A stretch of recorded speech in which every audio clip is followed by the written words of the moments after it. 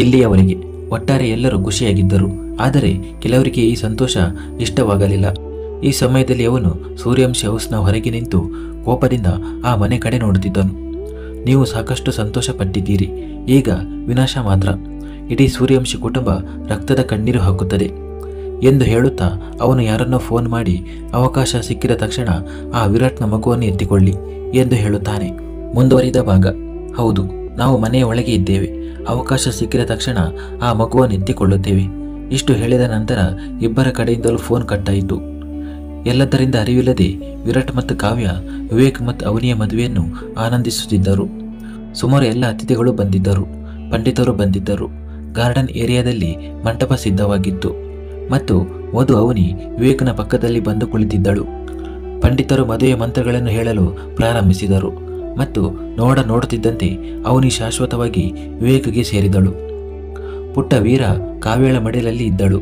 ಅವಳು ಒಂದು ಕ್ಷಣವೂ ಕಾವ್ಯಳನ್ನು ಬಿಡುತ್ತಿರಲಿಲ್ಲ ಮತ್ತು ಕಾವ್ಯಳಿಗೂ ಅವಳನ್ನು ದೂರ ಮಾಡಲು ಮನಸ್ಸು ಬರುತ್ತಿರಲಿಲ್ಲ. ಅದೇ ಸಮಯದಲ್ಲಿ ಸೇವಕರ ವೇಷದಲ್ಲಿ ಬಂದಿದ್ದ ಕೆಲವು ಜನರು ವೀರಾಳನ್ನು ಅಪಹರಿಸಲು ಬಂದವರು. ಅವರಿಗೆ ವೀರಾಳನ್ನು ಎತ್ತಿಕೊಳ್ಳಲು ಅವಕಾಶವೇ ಸಿಗಲಿಲ್ಲ.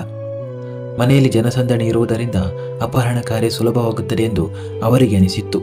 ಆದರೆ ವಿರಾಟ್ ಸೂರ್ಯವಂಶಿಯ ಮೂಗಿನ ಕೆಳಗೆ ಅವನದೇ ಮನೆಯಲ್ಲಿ ಏನಾದರೂ ಮಾಡುವುದು ಅಷ್ಟು ಸುಲಭವಾಗಿರಲಿಲ್ಲ. ದುಃಖದಿಂದ ಅವರು ಮರಿಗೈಯಲ್ಲಿ ಹಿಂತಿರುಗಬೇಕಾಯಿತು. ಮದುವೆ ಸುಸೂತ್ರವಾಗಿ ನೆರವೇರಿತು. ವಿರಾಟ್ ಎಲ್ಲವನ್ನೂ ಅಚ್ಚುಕಟ್ಟಾಗಿ ವ್ಯವಸ್ಥೆ ಮಾಡಿದ್ದನು. ಅತಿಥಿಗಳೆಲ್ಲರೂ ನಿಧಾನವಾಗಿ ಹೊರಟರು. ಅಪಹರಣಕಾರರು ಸಹ ಹೊರಟರು ಮತ್ತು ಅವರಿಗೆ ವೀರಾಳನ್ನು ಮುಟ್ಟಲು ಸಾಧ್ಯವಾಗಲಿಲ್ಲ. ರಾತ್ರಿಯಾಯಿತು. ಮದುವೆಯ ಓಡಾಟದಲ್ಲಿ ಎಲ್ಲರೂ ಸುಸ್ತಾಗಿದ್ದರು. ವೀರಾಳನ್ನು ಮಲಗಿಸುತ್ತಾ ಕಾವ್ಯ ತಾನೂ ನಿದ್ರಿಸಿದ್ದಳು. ವಿರಾಟ್ ಅವರಿಬ್ಬರನ್ನು ನೋಡುತ್ತಾ ಕುಳಿತಿದ್ದನು. ನಿದ್ರೆ ಬರುವವರೆಗೂ ನೋಡುತ್ತಲೇ ಇದ್ದನು. ಏಂಜಲನ್ನು ಇಂದು ಉಷಾರವರು ತಮ್ಮೊಂದಿಗೆ ಮಲಗಿಸಿಕೊಂಡಿದ್ದರು. ಇದರಿಂದ ವಿವೇಕ್ ಮತ್ತು ಅವನಿ ತಮ್ಮ ಸಂಬಂಧವನ್ನು ಉತ್ತಮವಾಗಿ ಪ್ರಾರಂಭಿಸಬಹುದು ಎಂದು. ಹೇಗಾದರೂ ಏಂಜಲ್ ಉಷಾರೊಂದಿಗೆ ಅಷ್ಟು ಹೊಂದಿಕೊಂಡಿದ್ದಳು. ಒಂದು ಬಾರಿಗೆ ಅವನಿ ಇಲ್ಲದೆ ಇರಬಹುದಿತ್ತು, ಆದರೆ ಉಷಾರವರು ಇಲ್ಲದೆ ಸಾಧ್ಯವಿರಲಿಲ್ಲ. ಗಹನ ಮತ್ತು ಅವಿನಾಶ್ ಕೂಡ ತಮ್ಮ ಕೋಣೆಯಲ್ಲಿ ಮಲಗಿದ್ದರು. ಅವನಿ ಕನ್ನಡಿಯ ಮುಂದೆ ನಿಂತು ತನ್ನ ಆಭರಣಗಳನ್ನು ತೆಗೆಯುತ್ತಿದ್ದಳು. ಆಗ ವಿವೇಕ್ ನಿಧಾನವಾಗಿ ಅವಳ ಹಿಂದೆ ಹೋಗಿ ಅವಳನ್ನು ಹಿಂದಿನಿಂದ ಬಾಹುಗಳಲ್ಲಿ ಅಪ್ಪಿಕೊಂಡು I love you so much ಎಂದನು. ಅವನಿ ಕನ್ನಡಿಯಲ್ಲಿ ಅವನನ್ನೇ ನೋಡುತ್ತಿದ್ದಳು. ಏನು ನೋಡ್ತಿದ್ದೀಯಾ?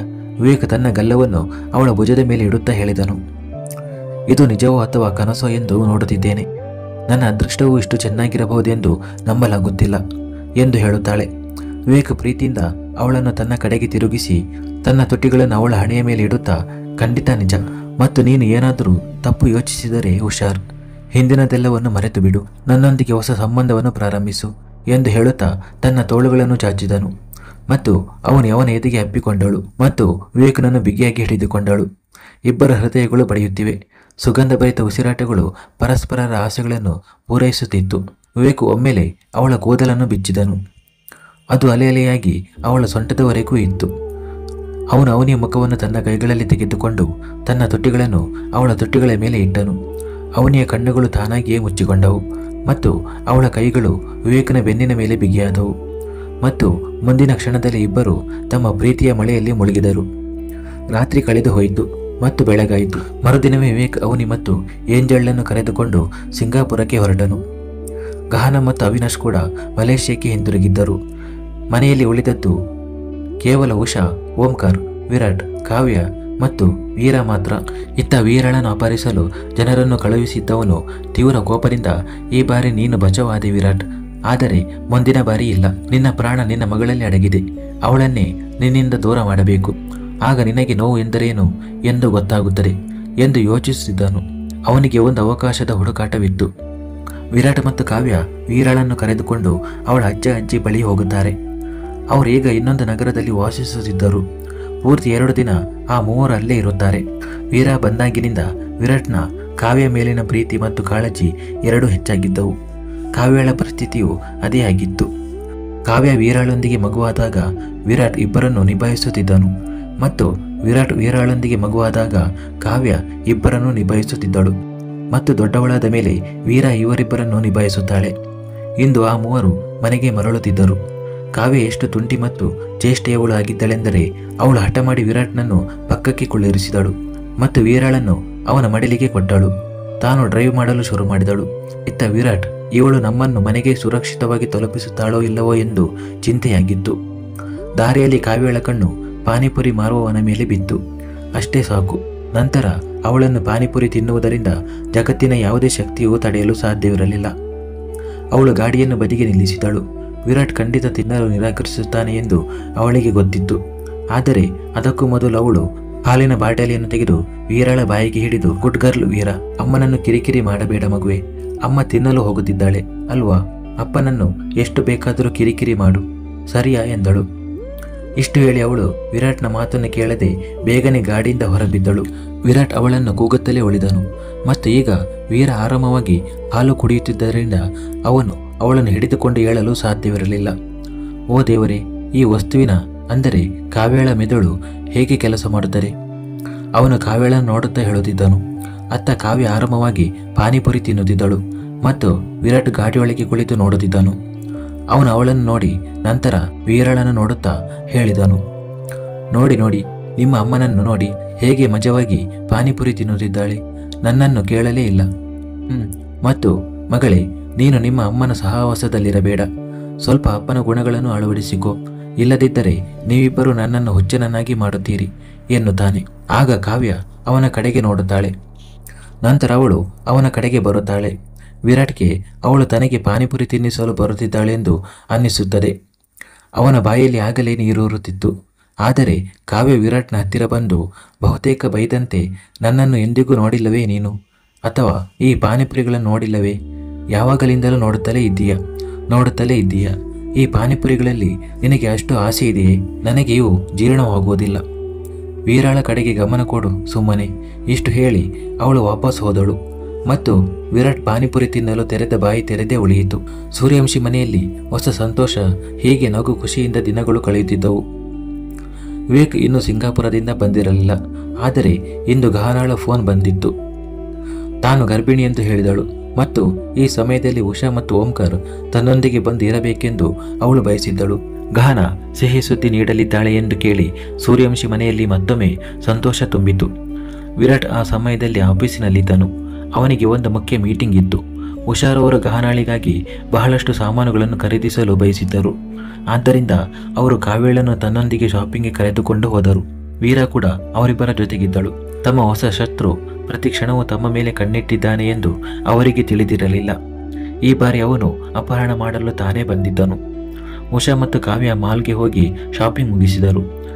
ನಂತರ ಅವರು ಎಲ್ಲ ಸಾಮಾನುಗಳನ್ನು ಗಾಡಿಯಲ್ಲಿ ಇರಿಸುತ್ತಿದ್ದರು. ಅವರೆಲ್ಲರೂ ಆ ಸಮಯದಲ್ಲಿ ಪಾರ್ಕಿಂಗ್ ಪ್ರದೇಶದಲ್ಲಿದ್ದರು. ಅಲ್ಲಿ ಅವರ ಹೊರತಾಗಿ ದೂರದವರೆಗೂ ಯಾರೂ ಇರಲಿಲ್ಲ. ಆಗಲೇ ಉಷಾ ಅವರ ಫೋನ್ಗೆ ಕರೆ ಬರುತ್ತದೆ. ಮೇಡಮ್, ನೀವು ನಿಮ್ಮ ಒಂದು ಬ್ಯಾಗನ್ನು ಒಳಗೆ ಮರೆತಿದ್ದೀರಿ ಎಂದು ಹೇಳುತ್ತಾಳೆ. ಈಗ ಆ ಬ್ಯಾಗನ್ನು ಯಾರಾದರೂ ಉದ್ದೇಶಪೂರ್ವಕವಾಗಿ ಮೊದಲೇ ಅಡಗಿಸಿ ಇಟ್ಟಿದ್ದಾರೋ ಅಥವಾ ಅವರು ನಿಜವಾಗಿಯೂ ಮರೆತಿದ್ದಾರೋ ಗೊತ್ತಿಲ್ಲ. ಉಷಾರವರು ಕಾವ್ಯಳ ಕಡೆಗೆ ನೋಡಿ, ಮಗಳೇ, ನೀನು ವೀರಾಳೊಂದಿಗೆ ಇಲ್ಲೇ ಇರು, ನಾನು ಹೋಗಿ ಬ್ಯಾಗ್ ತೆಗೆದುಕೊಂಡು ಬರುತ್ತೇನೆ ಎಂದರು. ಅಮ್ಮ, ನೀವು ಅಷ್ಟು ದೂರ ಮತ್ತೆ ಯಾಕೆ ಹೋಗುತ್ತೀರಿ? ನೀವು ನಿಲ್ಲಿ, ನಾನು ತರುತ್ತೇನೆ ಎಂದು ಹೇಳುತ್ತಾಳೆ. ಉಷಾರವರು, ಸರಿ, ವೀರಳನ್ನು ನನಗೆ ಕೊಡು ಎನ್ನುತ್ತಾರೆ. ಕಾವ್ಯ ವೀರಳನ್ನು ಉಷಾರವರಿಗೆ ಕೊಡಲು ಪ್ರಯತ್ನಿಸುತ್ತಾಳೆ. ಆದರೆ ವೀರ ಅವಳ ಮಡಿಲಿನಿಂದ ಕೆಳಗಿಳಿಯಲು ಒಪ್ಪುತ್ತಿರಲಿಲ್ಲ. ಇದು ಮೊದಲ ಬಾರಿಗೆ ವೀರ ಕಾವ್ಯಳ ಮಡಿಲಿನಿಂದ ಇಳಿಯಲು ನಿರಾಕರಿಸಿದಳು. ಕಾವ್ಯ ಪ್ರೀತಿಯಿಂದ ಅವಳ ಹಣೆಯನ್ನು ಮುತ್ತಿಡುತ್ತಾ, ಮಗು, ಅಮ್ಮ ಕೇವಲ 2 ನಿಮಿಷದಲ್ಲಿ ಬರುತ್ತಾಳೆ ಎಂದಳು. ಇಷ್ಟನ್ನು ಹೇಳಿ ಅವಳು ವೀರಳನ್ನು ಉಷಾರವರ ಮಡಿಲಿಗೆ ಕೊಟ್ಟು ತಾನು ಮಾಲ್ನೊಳಗೆ ಹೋದಳು. ಅಪಹರಣಕಾರ ಈ ಕ್ಷಣಕ್ಕೆ ಕಾಯುತ್ತಿದ್ದನು. ಕಾವ್ಯ ಒಳಗೆ ಹೋದ ತಕ್ಷಣ ಅವನು ಉಷಾರವರ ಬಳಿ ಬಂದು, ಮೇಡಮ್, ನಿಮ್ಮ ಬ್ಯಾಗ್ ಎಂದನು.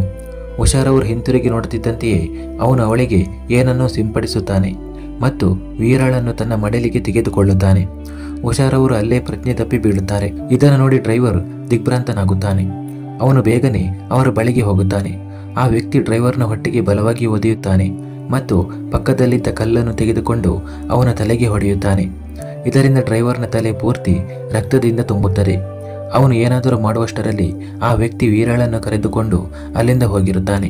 ಉಷಾರವರು ಅಲ್ಲಿ ಪ್ರಜ್ಞೆ ತಪ್ಪಿ ಬಿದ್ದಿದ್ದರು ಮತ್ತು ಡ್ರೈವರ್ ಕೂಡ ನೋವಿನಿಂದ ನರಳುತ್ತಾ ನೆಲದ ಮೇಲೆ ಬಿದ್ದಿದ್ದನು. ಅವನ ತಲೆಯಿಂದ ತುಂಬ ರಕ್ತ ಹರಿಯುತ್ತಿತ್ತು. ಆದರೂ ಅವನು ವಿರಾಟ್ಗೆ ಫೋನ್ ಮಾಡುತ್ತಾನೆ. ವಿರಾಟ್ ಆ ಸಮಯದಲ್ಲಿ ಮೀಟಿಂಗ್ನಲ್ಲಿದ್ದನು. ಡ್ರೈವರ್ನ ನಂಬರ್ ನೋಡಿದ ತಕ್ಷಣ ಅವನ ಮನಸ್ಸಿನಲ್ಲಿ ಆತಂಕ ಶುರುವಾಯಿತು. ಅವನು ತಕ್ಷಣವೇ ಫೋನ್ ಎತ್ತಿಕೊಂಡು ಹಲೋ ಎನ್ನುತ್ತಾನೆ. ಸರ್, ಅವನು ಬಹಳ ಕಷ್ಟದಿಂದ ಡ್ರೈವರ್ ವಿರಾಟ್ಗೆ ಎಲ್ಲ ವಿಷಯವನ್ನು ಹೇಳುತ್ತಾನೆ. ವೀರಾಳನ್ನು ಯಾರೋ ಅಪಹರಿಸಿದ್ದಾರೆ. ಇದನ್ನು ಕೇಳಿದ ತಕ್ಷಣ ವಿರಾಟ್ನ ಕಾಲುಗಳ ಕೆಳಗಿನ ಭೂಮಿಯೇ ಕುಸಿದಂತಾಯಿತು. ಅವನು ಬೇಗನೆ ಶಾಪಿಂಗ್ ಮಾಲ್ ಕಡೆಗೆ ಹೋಗುತ್ತಾನೆ. ಅದು ಅವನ ಆಫೀಸ್ ಹತ್ತಿರವೇ ಇತ್ತು. ಅದೇ ಸಮಯದಲ್ಲಿ ಕಾವ್ಯ ಹಿಂತಿರುಗುತ್ತಾಳೆ. ಅವಳ ಕೈಯಲ್ಲಿ ಶಾಪಿಂಗ್ ಬ್ಯಾಗ್ ಮತ್ತು ವೀರಾಳಿಗಾಗಿ ತಂದಿದ್ದ ಗೊಂಬೆ ಇತ್ತು. ಇದನ್ನು ನೋಡು ವೀರ, ಅಮ್ಮ ನಿನಗಾಗಿ ಏನು ತಂದಿದ್ದಾರೆ ಎಂದು ಹೇಳುತ್ತಾ ಅವಳು ಮುಂದೆ ನೋಡಿದಾಗ ಹುಷಾರನ್ನು ನೆಲದ ಮೇಲೆ ಪ್ರಜ್ಞೆ ತಪ್ಪಿ ಬಿದ್ದಿರುವುದನ್ನು ಮತ್ತು ಡ್ರೈವರ್ನನ್ನು ನೋಡುತ್ತಾಳೆ. ಇದನ್ನು ನೋಡಿ ಕಾವ್ಯಳ ಹೃದಯ ನಡುಗುತ್ತದೆ. ಅವಳಿಗೆ ಮೊದಲು ನೆನಪಾಗಿದ್ದು ವೀರ. ಅವಳ ಕೈಯಿಂದ ಆ ಸಾಮಾನು ಅಲ್ಲೇ ಬಿದ್ದವು ಮತ್ತು ಅವಳು ಬೇಗನೆ ಗಾಡಿಯೊಳಗೆ ಇಣುಕಿ ವೀರ ವೀರ ಎನ್ನುತ್ತಾಳೆ. ಆದರೆ ವೀರ ಅಲ್ಲಿ ಇರಲಿಲ್ಲ. ವೀರಾಳನ್ನು ಅಲ್ಲಿ ಕಾಣದೆ ಕಾವ್ಯಳ ಸ್ಥಿತಿ ಹದಗೆಡುತ್ತದೆ. ದೇಹದಲ್ಲಿ ಪ್ರಾಣವೇ ಇಲ್ಲದಂತಾಗುತ್ತದೆ. ಅವಳು ಬೇಗನೆ ಹುಷಾರವರ ಬಳಿ ಹೋಗಿ ಅವರ ಮುಖದ ಮೇಲೆ ನೀರು ಚಿಮುಕಿಸುತ್ತಾ ಅಮ್ಮ ಅಮ್ಮ ಹೇಳಿ ಹೇಳಿ ಅಮ್ಮ, ನನ್ನ ವೀರ ಎಲ್ಲಿದ್ದಾಳೆ ಅಮ್ಮ ಎಂದು ಕೇಳುತ್ತಾಳೆ. ಹುಷಾರವರಿಗೆ ಅಷ್ಟೊಂದು ಮಂಪರು ಮದ್ದು ಕೊಟ್ಟಿದ್ದರಿಂದ ಅವರಿಗೆ ಪ್ರಜ್ಞೆ ಬರುತ್ತಿರಲಿಲ್ಲ. ಇಷ್ಟರಲ್ಲಿ ಡ್ರೈವರ್ ಅವಳಿಗೆ ವೀರಾಳನ್ನು ಯಾರು ಅಪಹರಿಸಿದ್ದಾರೆ ಎಂದು ಹೇಳುತ್ತಾನೆ. ಇದನ್ನು ಕೇಳಿದ ತಕ್ಷಣ ಕಾವ್ಯಳ ದೇಹದಲ್ಲಿ ಉಳಿದಿದ್ದ ಪ್ರಾಣವು ಹೊರಟು ಹೋಗುತ್ತದೆ. ಅಳುತ್ತಾ ಅಳುತ್ತಾ ಅವಳ ಸ್ಥಿತಿ ಕೆಟ್ಟದಾಗಿತ್ತು. ಅವಳ ಮುಖವೆಲ್ಲ ಕಣ್ಣೀರಿನಿಂದಲೇ ತೊಯ್ದಿತ್ತು. ವೀರ ವೀರ ಎಂದು ಅರಚುತ್ತಾ ಅವಳು ಹುಚ್ಚಿಯಂತೆ ಹೊರಗೆ ಓಡತೊಡಗಿದಳು. ಅವಳಿಗೆ ಯಾವುದೇ ಪ್ರಜ್ಞೆ ಇರಲಿಲ್ಲ, ಯಾವುದೇ ಅರಿವಿರಲಿಲ್ಲ. ಅವಳು ಕೇವಲ ಹುಚ್ಚಿಯಂತೆ ಓಡುತ್ತಿದ್ದಳು. ಆಗ ವಿರಾಟ್ ಅಲ್ಲಿಗೆ ಬಂದು ಇದ್ದಕ್ಕಿದ್ದಂತೆ ಕಾವ್ಯಳನ್ನು ಹಿಡಿದುಕೊಂಡನು. ಕಾವ್ಯ ಓಡುತ್ತಾ ಅವನ ಎದೆಗೆ ಹಬ್ಬಿಕೊಂಡಳು. ಅವಳ ಸ್ಥಿತಿಯನ್ನು ನೋಡಿ ವಿರಾಟ್ ಕೂಡ ನಡುಗಿದನು. ಕಾವ್ಯ ಅವನ ಕಡೆಗೆ ನೋಡಿ ನಂತರ ಅಳುತ್ತಾ ವೀರ ನನ್ನ ವೀರ, ಯಾರೋ ವೀರನನ್ನು ಕರೆದುಕೊಂಡು ಹೋಗಿದ್ದಾರೆ ವಿರಾಟ್, ನನ್ನ ವೀರಾಳನ್ನು ಕರೆದುಕೊಂಡು ಹೋಗಿದ್ದಾರೆ. ಇದನ್ನು ಹೇಳುತ್ತಾ ಅವಳು ಅವನ ಎದೆಗೆ ಹಬ್ಬಿಕೊಂಡು ಅತಿಯಾಗಿ ಅಳತೊಡಗಿದಳು. ನನಗೆ ನನ್ನ ವೀರ ಬೇಕು ವಿರಾಟ್, ನನಗೆ ನನ್ನ ವೀರ ಬೇಕು ಎಂದು ಅವಳು ಅವನ ಶರ್ಟನ್ನು ಬಿಗಿಯಾಗಿ ಹಿಡಿದುಕೊಂಡೇ ಹೇಳಿದಳು. ವಿರಾಟ್ಗೆ ಎಲ್ಲವನ್ನು ಸಹಿಸಲು ಸಾಧ್ಯವಿತ್ತು. ಆದರೆ ಕಾವ್ಯಳ ಕಣ್ಣೀರು ಮಾತ್ರ ಸಹಿಸಲು ಸಾಧ್ಯವಿರಲಿಲ್ಲ. ಮತ್ತು ವೀರ ಅವನ ಪ್ರಾಣವಾಗಿದ್ದಳು. ಅವನು ತನ್ನ ಒಂದು ಕೈಯ ಮುಷ್ಟಿಯನ್ನು ಬಿಗಿಗೊಳಿಸುತ್ತಾ ಭೂಪೇಂದ್ರ ಸೂರ್ಯವಂಶಿ, ಈ ಬಾರಿ ನೀನು ಎಲ್ಲೇ ಮೀರಿ ಬಿಟ್ಟಿದ್ದೀಯ. ಇದನ್ನು ಹೇಳುತ್ತಾ ಅವನ ಕಣ್ಣುಗಳಲ್ಲಿ ಭಯಾನಕ ಕೋಪ ಮೂಡಿತು. ಅಷ್ಟು ಭಯಾನಕವಾಗಿತ್ತು ಅಂದರೆ ಅವನ ವೀರಾಳನ್ನು ಯಾರು ಮುಟ್ಟಿದರೋ ಅವರ ನಾಶ ಖಚಿತವಾಗಿತ್ತು. ಕಾವ್ಯ ಇನ್ನೂ ಅವನ ಎದೆಗೆ ಹಬ್ಬಿಕೊಂಡು ಅತಿಯಾಗಿ ಅಳುತ್ತಿದ್ದಳು. ಅಳುತ್ತಾ ಅಳುತ್ತಾ ಅವಳ ಸ್ಥಿತಿ ಕೆಟ್ಟದಾಗಿತ್ತು. ವಿರಾಟ್ ಅವಳನ್ನು ಸಮಾಧಾನ ಪಡಿಸುತ್ತಾ ವೀರ ಸಿಗುತ್ತಾಳೆ ಕಾವ್ಯ, ನನಗೆ ಗೊತ್ತು ಇದನ್ನು ಯಾರು ಮಾಡಿದ್ದಾರೆ ಎಂದು, ನನ್ನೊಂದಿಗೆ ಬಾ. ಇದನ್ನು ಹೇಳುತ್ತಾ ಅವನು ಮೊದಲು ಹುಷಾರವರ ಬಳಿ ಹೋಗುತ್ತಾನೆ. ಅವರಿಗೆ ಪ್ರಜ್ಞೆ ಬರಿಸುತ್ತಾನೆ ಮತ್ತು ತನ್ನ ಇನ್ನೊಬ್ಬ ಡ್ರೈವರ್ನೊಂದಿಗೆ ಮೊದಲ ಡ್ರೈವರ್ನನ್ನು ಆಸ್ಪತ್ರೆಗೆ ಕಳುಹಿಸುತ್ತಾನೆ. ನಂತರ ಅವನು ನೇರವಾಗಿ ಭೂಪೇಂದ್ರ ಸೂರ್ಯವಂಶಿ ಬಳಿ ಹೋಗುತ್ತಾನೆ. ಕಾವ್ಯ ಹುಷಾರವರು ಕೂಡ ಅವನ ಜೊತೆಗಿದ್ದರು ಮತ್ತು ಓಂಕಾರ್ಗೂ ಈ ವಿಷಯ ತಿಳಿದಿದ್ದರಿಂದ ಅವರು ಕೂಡ ಅಲ್ಲೇ ಬರುತ್ತಿದ್ದರು. ಸ್ವಲ್ಪ ಸಮಯದ ನಂತರ ಅವರೆಲ್ಲರೂ ಅಲ್ಲಿಗೆ ತಲುಪಿದರು. ಕೋಪದಿಂದ ತುಂಬಿದ ವಿರಾಟ್ ಒಳಗೆ ಹೋಗಿ ಭೂಪೇಂದ್ರ ಸೂರ್ಯವಂಶಿ ಹೊರಗೆ ಬಾ ಎಂದು ಹರಚಿದನು. ಕಾವ್ಯ ಇನ್ನೂ ಅಳುತ್ತಿದ್ದಳು ಮತ್ತು ಹುಷಾರವರು ಅವಳನ್ನು ಸಮಾಧಾನ ಪಡಿಸುತ್ತಿದ್ದರು. ವಿರಾಟ್ನ ಧ್ವನಿ ಕೇಳಿ ಭೂಪೇಂದ್ರರವರು ಇದ್ದಕ್ಕಿದ್ದಂತೆ ಆಶ್ಚರ್ಯಚಕಿತರಾಗುತ್ತಾರೆ ಮತ್ತು ಅವರು ತಕ್ಷಣ ತನ್ನ ಕನ್ನಡಕವನ್ನು ಸರಿಪಡಿಸುತ್ತಾ ತನ್ನ ಕೋಣೆಯಿಂದ ಹೊರಗೆ ಬರುತ್ತಾರೆ ಮತ್ತು ತನ್ನ ಇಡೀ ಕುಟುಂಬವನ್ನು ಎದುರಿಗೆ ನೋಡಿ ಆಶ್ಚರ್ಯಗೊಳ್ಳುತ್ತಾರೆ. ನೀವೆಲ್ಲರೂ ಇಲ್ಲಿ ಎಂದು ಅವರು ಬಹಳ ಕಷ್ಟದಿಂದ ಅಷ್ಟೇ ಹೇಳಲು ಸಾಧ್ಯವಾಯಿತು. ವಿರಾಟ್ ತೀವ್ರ ದ್ವೇಷದಿಂದ ನನಗೆ ಅನ್ನಿಸಿತ್ತು, ನಿಮಗೆ ನಿಮ್ಮ ತಪ್ಪಿನ ಅರಿವಾಗುತ್ತದೆ, ನಿಮ್ಮ ಕೃತ್ಯದ ಬಗ್ಗೆ ಪಶ್ಚಾತ್ತಾಪವಾಗುತ್ತದೆ, ಕುಟುಂಬದ ಮಹತ್ವ ಅರ್ಥವಾಗುತ್ತದೆ, ಐಶ್ವರ್ಯದ ಅಮಲು ನಿಮ್ಮ ಕಣ್ಣುಗಳಿಂದ ಇಳಿಯುತ್ತದೆ ಎಂದು. ಆದರೆ ಇಲ್ಲ, ನಾನು ತಪ್ಪು ಮಾಡಿದ್ದೆ ಮಿಸ್ಟರ್ ಸೂರ್ಯವಂಶಿ. ಈ ಬಾರಿ ನೀವು ಎಲ್ಲೇ ಮೀರಿ ಬಿಟ್ಟಿದ್ದೀರಿ. ನೀವು ಇಷ್ಟು ಕೆಳಮಟ್ಟಕ್ಕೆ ಇಳಿಯುತ್ತೀರೆಂದು ಇದನ್ನು ನಾನು ಎಂದಿಗೂ ಯೋಚಿಸಿರಲಿಲ್ಲ. ನೀನು ನನ್ನ ಎಂದು ಅವನು ಪ್ರತಿಯೊಂದು ಪದಕ್ಕೂ ಒತ್ತು ನೀಡಿ ಹೇಳುತ್ತಿದ್ದನು. ಇದೇನು ಹೇಳುತ್ತಿದ್ದೀಯ ವಿರಾಟ್, ನಿನ್ನ ಅರ್ಥವೇನು, ನಾನು ಏನು ಮಾಡಿದೆ ಎಂದು ಭೂಪೇಂದ್ರವರು ಆಶ್ಚರ್ಯದಿಂದ ಕೇಳಿದರು. ಹೆಚ್ಚು ಅರಿಯದವರಂತೆ ನಟಿಸುವ ಅಗತ್ಯವಿಲ್ಲ. ನನ್ನ ಮಗು ಎಲ್ಲಿದೆ ಎಂದು ಅವನು ನೇರ ಪ್ರಶ್ನೆ ಕೇಳಿದನು. ಮಗು ಏನು ಅರ್ಥ ಎಂದು ಭೂಪೇಂದ್ರವರು ಗೊಂದಲದಿಂದ ಕೇಳಿದರು. ಕಾವ್ಯ ಅಳುತ್ತಾ ಭೂಪೇಂದ್ರರವರ ಬಳಿ ಹೋಗುತ್ತಾಳೆ. ದಯವಿಟ್ಟು ಇಂತಹ ಅನ್ಯಾಯ ಮಾಡಬೇಡಿ, ನನ್ನ ಮಗುವನ್ನು ನನ್ನಿಂದ ದೂರ ಮಾಡಬೇಡಿ. ಅವಳು ತುಂಬ ಚಿಕ್ಕವಳು, ಅವಳಿಲ್ಲದೆ ನಾನು ಸತ್ತು ಹೋಗುತ್ತೇನೆ. ನಾನು ನಿಮ್ಮ ಮುಂದೆ ಕೈ ಜೋಡಿಸುತ್ತೇನೆ. ದಯವಿಟ್ಟು ನನ್ನ ಮಗುವನ್ನು ನನಗೆ ಕೊಡಿ. ನಿಮಗೆ ನನ್ನಿಂದ ತೊಂದರೆ ಇದೆಯಲ್ಲವೇ? ವೀರಾಳಿಂದ ಅಲ್ಲವಲ್ಲ. ಹಾಗಾದರೆ ನೀವು ಏಕೆ ಹೀಗೆ ಮಾಡಿದ್ದೀರಿ ಎಂದು ಅವಳು ಬಹುತೇಕ ಅವರ ಮುಂದೆ ಗೋಗರೆಯುತ್ತಾಳೆ. ಭೂಪೇಂದ್ರರವರಿಗೆ ಏನೂ ಅರ್ಥವಾಗುತ್ತಿರಲಿಲ್ಲ. ಅತ್ತ ಕಾವ್ಯಳ ಸ್ಥಿತಿ ನೋಡಿ ವಿರಾಟ್ನ ಕೋಪ ಹೆಚ್ಚಾಗುತ್ತಲೇ ಇತ್ತು. ಅವನು ಭೂಪೇಂದ್ರರ ಮೇಲೆ ಗುಡುಗುತ್ತಾ, ನನ್ನ ತಾಳ್ಮೆಯನ್ನು ಪರೀಕ್ಷಿಸಬೇಡ ಭೂಪೇಂದ್ರ ಸೂರ್ಯವಂಶಿ. ಸಭ್ಯತೆಯಿಂದ ಹೇಳು, ನನ್ನ ವೀರ ಎಲ್ಲಿದ್ದಾಳೆ? ನೀನು ಅವಳೊಂದಿಗೆ ಏನು ಮಾಡಿದ್ದೀಯಾ? ನನ್ನ ವೀರಾಳನ್ನು ಎಲ್ಲಿ ಅಡಗಿಸಿದ್ದೀಯಾ ಎಂದು ಹೇಳುತ್ತಾನೆ. ಇದನ್ನು ಕೇಳಿದ ತಕ್ಷಣ ಭೂಪೇಂದ್ರರ ಕಾಲುಗಳ ಕೆಳಗಿನ ಭೂಮಿಯೇ ಕುಸಿದಂತಾಯಿತು ಮತ್ತು ಅವರು ಆಶ್ಚರ್ಯಚಕಿತರಾಗಿ, ಏನು, ವೀರಾಳನ್ನು ಯಾರೋ ಕರೆದುಕೊಂಡು ಹೋಗಿದ್ದಾರಾ? ಯಾವಾಗ, ಹೇಗೆ ಎಂದು ಅವರು ಕೂಡ ಆತಂಕದಿಂದ ಹೇಳಿದರು. ಆದರೆ ವಿರಾಟ್ಗೆ ಇದೆಲ್ಲ ಅವರ ನಾಟಕವೆಂದು ಅನ್ನಿಸುತ್ತಿತ್ತು. ಹೆಚ್ಚು ನಟಿಸಬೇಡಿ. ನಿಮ್ಮ ಈ ಸುಳ್ಳು ಮಾತುಗಳನ್ನು, ನಿಮ್ಮ ಸುಳ್ಳು ನಾಟಕವನ್ನು ನಾನು ನಂಬುತ್ತೇನೆ ಎಂದುಕೊಂಡಿದ್ದೀರಾ? ನಾನು ನಿಮಗೆ ಗೊತ್ತಿಲ್ಲವೇ? ನೀವು ನನ್ನನ್ನು, ನನ್ನ ಕುಟುಂಬವನ್ನು ಎಷ್ಟು ದ್ವೇಷಿಸುತ್ತೀರಿ ಎಂದು ಗೊತ್ತಿಲ್ಲವೇ? ನನ್ನನ್ನು ನಾಶ ಮಾಡಲು ನೀವು ಯಾವುದೇ ಮಟ್ಟಕ್ಕೂ ಇಳಿಯಬಹುದು ಮತ್ತು ಇಂದು ನೀವು ಆ ಎಲ್ಲೆಯನ್ನು ದಾಟಿದ್ದೀರಿ. ನಾನು ನನ್ನ ಎಲ್ಲೆಯನ್ನು ಮೀರುವ ಮೊದಲು ನನ್ನ ಮಗುವನ್ನು ನನಗೆ ಹಿಂತಿರುಗಿಸಿ. ಇದರಲ್ಲಿಯೇ ನಿಮಗೆ ಒಳ್ಳೆಯದು. ಇಲ್ಲದಿದ್ದರೆ ನಾನು ನನ್ನ ಎಲ್ಲೆಯನ್ನು ದಾಟಿದರೆ ಇಲ್ಲಿ ಸುಂಟರ ಗಾಳಿ ಎಬ್ಬಿಸುತ್ತೇನೆ. ವಿರಾಟ್ ಅವರ ಕಣ್ಣಲ್ಲಿ ಕಣ್ಣಿಟ್ಟು ಹೇಳಿದನು. ವಿರಾಟ್ನ ಈ ರೂಪವನ್ನು ನೋಡಿ ಭೂಪೇಂದ್ರರ ಕಣ್ಣುಗಳು ತುಂಬಿ ಬಂದವು ಮತ್ತು ಅವರು ವಿರಾಟ್ನ ಮುಂದೆ ಕೈ ಜೋಡಿಸುತ್ತಾ, ನಾನು ನನ್ನ ತಪ್ಪಿನಿಂದಾಗಲೇ ಬಹಳ ನಾಚಿಕೆ ಪಡುತ್ತೇನೆ. ನನ್ನ ಸ್ವಂತ ದೃಷ್ಟಿಯಲ್ಲಿಯೇ ನಾನು ಬಿದ್ದು ಹೋಗಿದ್ದೇನೆ. ನನ್ನ ಮೇಲೆ ಈ ಆರೋಪ ಮಾಡಿ ನನ್ನ ದೃಷ್ಟಿಯಲ್ಲಿ ಇನ್ನೂ ಕೆಳಗೆ ಇಳಿಸಬೇಡ ವಿರಾಟ್. ನಾನು ನಿಜ ಹೇಳುತ್ತಿದ್ದೇನೆ. ನನಗೆ ನಿಜವಾಗಿಯೂ ವೀರ ಎಲ್ಲಿದ್ದಾಳೆಂದು ಗೊತ್ತಿಲ್ಲ. ನಾನು ಅವಳನ್ನು ಅಪಹರಿಸಿಲ್ಲ ಮತ್ತು ನಾನು ಅಷ್ಟು ನೀಚನಲ್ಲ ಒಂದು ಚಿಕ್ಕ ಮಗುವಿನೊಂದಿಗೆ ಹೀಗೆ ಮಾಡಲು. ಇದನ್ನು ಕೇಳಿದ ತಕ್ಷಣ ಕಾವ್ಯ ವಿರಾಟ್ನ ಕಡೆಗೆ ನೋಡಿ, ಹಾಗಾದರೆ ನನ್ನ ವೀರಳನ್ನು ಯಾರು ಅಪಹರಿಸಿದರು ವಿರಾಟ್? ನನ್ನ ವೀರ ಯಾರಿಗೆ ಏನು ಕೆಡುಕನ್ನು ಮಾಡಿದ್ದಾಳೆ? ನನ್ನ ಮಗು, ನನ್ನ ವೀರ ಎಂದು ಹೇಳುತ್ತಾ ಅವಳು ಅಲ್ಲೇ ನೆಲದ ಮೇಲೆ ಕುಳಿತು ಗಟ್ಟಿಯಾಗಿ ಅಳತೊಡಗಿದಳು.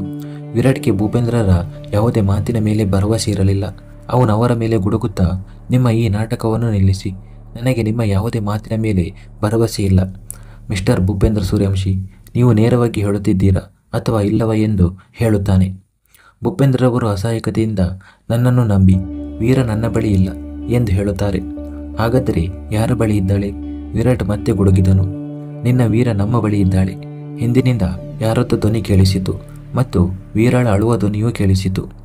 ಎಲ್ಲರೂ ಹಿಂತಿರುಗಿ ಅವನ ಕಡೆ ನೋಡಿದರು ಮತ್ತು ಅವರಿಬ್ಬರನ್ನು ನೋಡಿ ಎಲ್ಲರ ಕಣ್ಣುಗಳು ಆಶ್ಚರ್ಯದಿಂದ ಅರಳಿದವು.